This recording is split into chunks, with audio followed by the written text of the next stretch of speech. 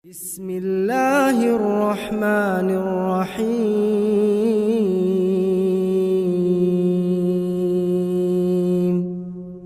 Bapak-bapak, ibu-ibu yang mendapatkan jadwal menyanyikan tajil dimohon untuk bisa mengantar langsung ke Masjid As-Sirot sebelum waktu buka puasa tiba.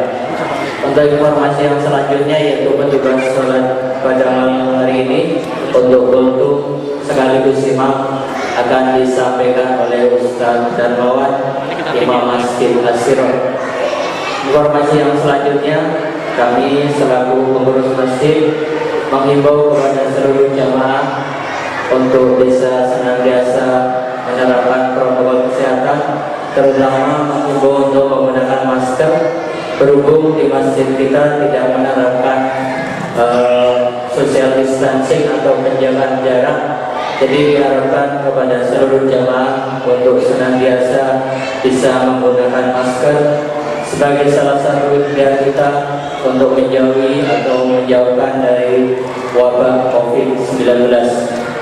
Kepada orang tua yang membawa anak-anak, diharapkan untuk bisa memantau anak-anak kita semuanya agar kekhusyuan dan kenyamanan dalam beribadah di masjid senantiasa terjaga.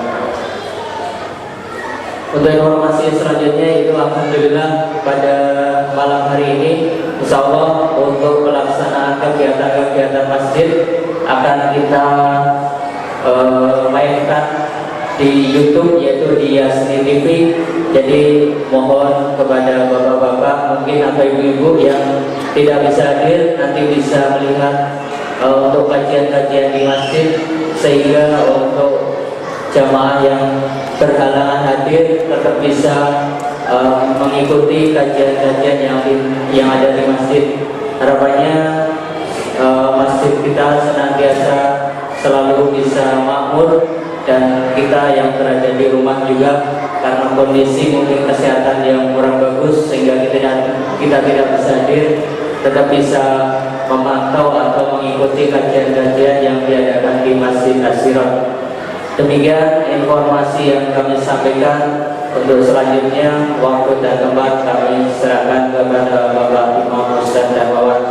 Assalamualaikum warahmatullahi wabarakatuh. Pertama, marilah kita menjadikan puja dan puji syukur kita kepada Allah Subhanahu wa Ta'ala yang senantiasa memberikan kita kesehatan serta kesempatan sehingga kita dapat melaksanakan kewajiban kita untuk melaksanakan sholat isya secara berjamaah, dan insya Allah kami akan melanjutkan sholat tarawih secara berjamaah. Yang kedua, kita lakukan sholat serta kadang kepada Nabi besar Muhammad Sallallahu Alaihi Wasallam, suri kemuliaan kita yaitu Rasulullah Sallallahu Alaihi Wasallam. Tiada lain Rasulullah Sallallahu Alaihi Wasallam diutus ke muka bumi ini ialah untuk menyempurnakan akhlak manusia. Laqad kana lakum fi Rasulillahi uswatun hasanah. Jamaah sholat isya rahimahullah, pada malam yang ketiga bulan suci Ramadan ini saya akan sampaikan hikmah daripada bulan suci Ramadan. Yang pertama, hikmah daripada bulan suci Ramadan ialah menahan diri yaitu dari segala hal-hal yang akan membatalkan puasa, baik emosi ataupun yang lainnya yang akan membatalkan puasa. Yang kedua, hikmah dari puasa, kita dapat berbagi antara saudara-saudara kita yaitu yang tidak mempunyai kemampuan berbagi. Allah Subhanahu wa Ta'ala yaitu senantiasa memerintahkan kepada kita, wala tardha lan tanalul birra hatta tunfiqu mimma tuhibbun. Tidak sekali-kali Allah Subhanahu wa Ta'ala akan meridhoi hamba-Nya sehingga Dia akan menafkahkan sebanyak rezeki yang Dia cintai. Jadi hikmah daripada bulan suci Ramadan ini ialah kita dapat berbagi kepada saudara-saudara kita. Mudah-mudahan dengan hikmah kita berbagi, kita mendapatkan rezeki yang banyak, halal serta barokah dari Allah Subhanahu wa Ta'ala. Yang kedua, mendekatkan diri kepada Allah Subhanahu wa taala. Dengan mendekatkan diri kita kepada Allah Subhanahu wa taala, kita berharap suatu saat kita meninggal dunia mati dalam keadaan husnul khatimah. Terkadang kita malas beribadah kepada Allah Subhanahu wa taala, lebih-lebih sholat berjamaah di masjid. Sebagaimana yang disampaikan oleh penceramah semalam, yang paling afdal salat ialah sholat berjamaah. Sholat berjamaah di afdalu min sab'ina darajat. Sholat berjamaah lebih afdal daripada 27 derajat. Seandainya kita sholat sendiri, kita tidak bisa khusyuk, maka hukumannya sholat kita tidak akan diterima oleh Allah Subhanahu wa taala. Dan ketika kita berjamaah, imamnya tidak khusyuk, makmumnya tidak khusyuk, insyaallah mereka akan mengikuti sholat kita itu yang khusyuk dan bisa mengaminkan segala apa yang kita baca di dalam sholat. Otomatis Allah Subhanahu wa taala akan menerima yang amat ibadah kita. Tapi ini dalam mengerjakan sholat. Makanya saya selalu menekankan kepada kita semua supaya kita biasa mendekatkan diri kepada Allah Subhanahu wa taala dengan sholat berjamaah di masjid. Ada beberapa ulama mengatakan, barang siapa mambar umruhu arba'una sanatan wa lam yufarriq khairuhu wa syarruhu man yahajjar lana. Barang siapa yang umurnya sudah 40 tahun masih malas-malasan mau ke masjid untuk sholat berjamaah, pan yahajjar lana, maka hendaklah dia pantas didorong ke dalam api neraka. Sekarang tergantung kita, apakah kita sudah termasuk mau mendekati umur 40 tahun atau tidak. Jadi kalau masih belum umur 40 tahun, masih belum umur 40 tahun, kan saya belum umur 40 tahun, nanti kalau 40 tahun harus saya rajin. Belum tentu umur 40 tahun kita yakin. Karena mati, kita tidak tahu kapan kita akan mati. Nah, jadi Allah Subhanahu wa taala memberikan kesempatan kepada kita untuk senantiasa beribadah kepada Allah Subhanahu wa taala. Melalui momen daripada bulan suci Ramadan ini, mari kita sama-sama mendekatkan diri kita kepada Allah Subhanahu wa taala. Allah Subhanahu wa taala berfirman di dalam surat Hud, "Innal hasanati yuzhibun as-sayyi'at." Sesungguhnya kebaikan bisa menghancurkan kejelekan. Zalika zikrul lizakirin. Yaitu dengan cara apa? Dengan cara kita saling mengingatkan. Baina zikra tanfa'ul mu'minin. Sesungguhnya saling mengingatkan akan mendatangkan manfaat bagi kita. Nah, jadi ketika kita bermalas-malasan untuk datang ke masjid, untuk beribadah, untuk sholat berjamaah, mari kita sama-sama saling mengingatkan, umur kita sebentar lagi 40 tahun. Kalau sudah 40 tahun masih malas tak mau ke masjid, panjang hajat ilana, maka pantas dia didorong ke dalam api neraka. Nah, saya tahu saya masih di sini kan, nanti yang malas-malas ke masjid, mumpung nanti kan disolatkan sholat jenazah di sini, tak berani saya bertanggung jawab. Karena sunnah Rasulullah SAW ketika sholat jenazah, kita disunnahkan untuk mempersaksikan mayit tersebut mayit bagus atau tidak. Asyhidu alaihi bil ghaib. Mari kita saksikan mayit ini bagus atau tidak. Tapi kalau kita malas-malasan enggak mau ke masjid, enggak berani saya bersaksi. Asyhidu alaihi bil ghaib.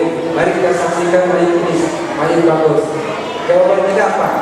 Enggak berani kita mengatakan mayit bagus. Enggak berani karena kita akan diminta pertanggungjawabannya di hadapan Allah Subhanahu wa taala. Wa kadzalika ja'alnakum ummatan wasatan litakunu syuhada'a 'alan nas wa yakuna ar-rasulu 'alaikum syahida. Kita ini sebagai saksi, Rasulullah SAW juga sebagai saksi bahwa kita ini adalah umatnya, dan kita juga sebagai saksi bahwasanya Rasulullah SAW adalah utusan Allah. Nah, ketika saudara-saudara kita meninggal dunia, kita akan berani bersaksi kalau kita malas-malasan ke masjid. Nah, Nah, jadi sesuai dengan yang disampaikan oleh penceramah semalam, mari kita sama-sama mendekatkan diri kepada Allah Subhanahu wa taala dengan jalan beribadah dengan salat berjamaah di masjid. Man balagha umruhu 40 sanatan wa lam yufarriq khairuhu wa syarruhu falyatahajjal ilan nar. Mari kita sama-sama tekankan yang ini. Kalau sudah umur 40 tahun, ya mari kita sama-sama rajin ke masjid saling mengingatkan. Tapi dan juga tidak menutup kemungkinan saya menyebutkan ini yang suci dari dosa, malah saya lebih banyak dosanya. Makanya Allah Subhanahu wa taala mengingatkan seorang penceramah, seorang khotib di dalam Al-Qur'an, "Ataquluna an-nasa bil birri wa tansawna anfusakum wa antum tatluna al-kitab, afala ta'qilun." Apakah senantiasa kau memerintahkan untuk berbuat ma'ruf, wa tanhauna 'anil munkar dan mencegah perbuatan munkar, wa tansawna anfusakum, ataquluna an-nasa bil birri wa tansawna anfusakum wa antum tatluna al-kitab, wa tansawna anfusakum, dan lupa diri sendiri. Jadi ketika saya bilang, ayo kita sama-sama rajin ke masjid, kita mau mendekati 40 tahun, tapi saya lebih malas, maka dosanya lebih besar saya ketimbang bapak. Jadi untuk itu mari kita sama-sama mengingatkan untuk senantiasa kita meramaikan masjid. Nah, jadi kata guru-guru kita ada yang bilang, kalau laki-laki sholat di masjid itu pertanda laki-laki soleh. Tapi kalau laki-laki sholat di rumah itu pertanda laki-laki solihah.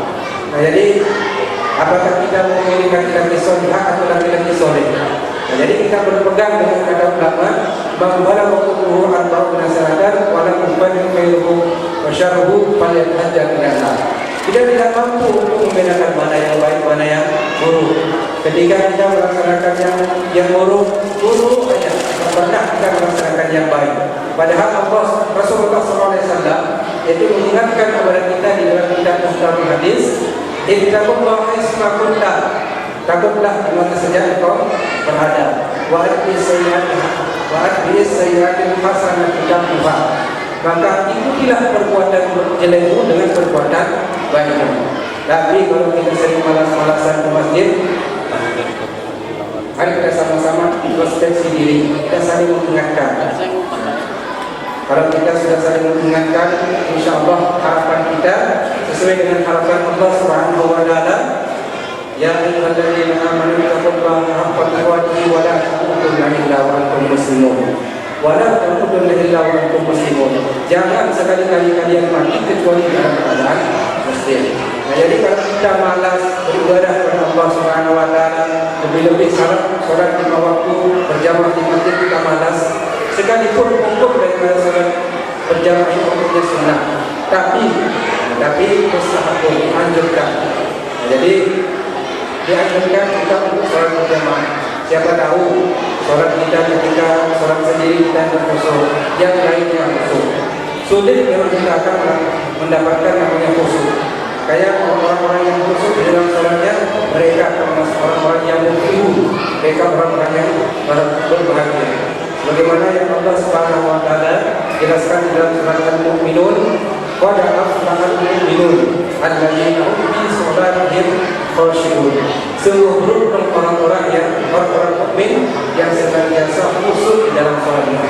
Tapi model-model kita sulit untuk namanya khusyuk. Setidak-tidaknya kita khusyuk, misalnya imamnya yang khusyuk, makmumnya yang khusyuk, malaikat yang mengikuti sholat kita itu yang khusyuk. Itu yang mengaminkan doa kita. Karena dalam sebuah hadis, ketika kita membaca ihdinas siratal mustaqim wa la tadhillu alaihim wa la tadhillu, para malaikat juga ikut mengaminkan doa kita, mengaminkan surat Al-Fatihah kita. Jadi kita tidak khusyuk di dalam membaca surat Al-Fatihah, para malaikat lah yang mengikuti surat kita yang mengaminkan. Insyaallah mudah-mudahan Allah Subhanahu wa taala menerima segala amal kita, khususnya di dalam ibadah sholat 5 waktu. Nah, jadi kesimpulannya, nah hikmah daripada bulan suci Ramadan ini yang pertama adalah kita diberikan oleh Allah Subhanahu wa taala yaitu berupa rezeki yang Allah kita dapatkan. Kita berikan takjil setiap sorenya seandainya ada rezeki kita infakkan untuk kesejahteraan masjid, insya Allah itu yang akan mendatangkan berkah dari Allah Subhanahu Wa Taala. Jadi kalau kita penting diplomatis, Allah Subhanahu Wa Taala akan menitipkan rezeki kita. Jadi yang kedua, hikmah daripada bulan suci Ramadan ini kita mendekatkan diri kepada Allah Subhanahu Wa Taala. Mudah-mudahan dengan kita menjalankan semua perintah Allah dan menjauhi semua larangan Allah Subhanahu Wa Taala, kita mendapatkan ampunan Allah Subhanahu Wa Taala. Wala taqumu illa antum muslimun. Percuma kita berdoa, ya Allah, ampunilah dosa kami. Ya Allah, ampunilah semua kesalahan kami. Ya Allah, ampunilah semua apa yang pernah saya lakukan hilang saya. Ya Allah, terimalah segala amal ibadahku. Tapi kita malas-malasan, percuma. Kita mengharapkan surga Firdaus, tapi amalan kita berantakan. Nah, jadi mari kita sama-sama saling mengingatkan, saling yang saya salah, mari ingatkan. Ayo kita sama-sama beribadah kepada Allah Subhanahu Wa Taala di masjid untuk mendekatkan diri kepada Allah Subhanahu Wa Taala. Karena semua ini sebagai saksi. Nah, jadi kalau nanti akhirat kita azab oleh Allah Subhanahu Wa Taala ketika di timbangan, kita masukkan ke dalam neraka, divonis masuk neraka. Oh sebentar dulu Pak, sebentar dulu ini rajin ke masjid. Nah dulu rajin ke masjid, tapi tidak tahu apa penyebabnya dia masuk surga. Orang berikan pilihan. Jadi dengan sebab saudara, dengan sebab tetangga, dengan sebab anak, kita juga akan mendapatkan pertolongan. Insya Allah. Mungkin hanya ini yang dapat saya sampaikan. Yang baik datangnya dari Allah Subhanahu Wa Taala, dan yang salah datangnya dari diri saya pribadi. Yang salah mari kita sama-sama perbaiki dan kita sama-sama belajar kepada yang lebih ahlinya lagi. Seandainya ada kekurangan, mari kita sama-sama belajar kepada yang lebih baik dulu lagi. Mudah-mudahan ada manfaatnya untuk kita semua. Wallahu a'lam bishawab.